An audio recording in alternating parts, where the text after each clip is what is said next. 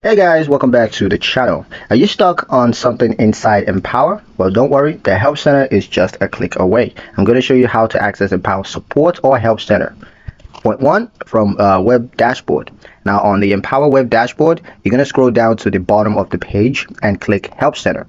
If you're using a mobile app, here you gotta tap your profile icon and then just choose Support to open FAQs and guides.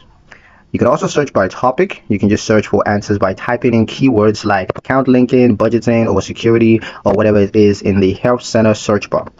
You also have contact options, so if you can't find an answer, you can just click contact support to reach Empower's team directly by email or chat.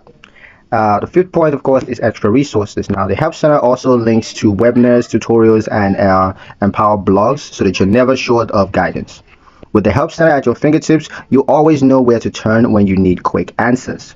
And that's pretty much it for the video, guys. Hope you liked it. Hope you found the information here useful enough. If you did, like, share, and subscribe for more helpful tutorials. Thank you guys for watching, and I'll see you in the next one.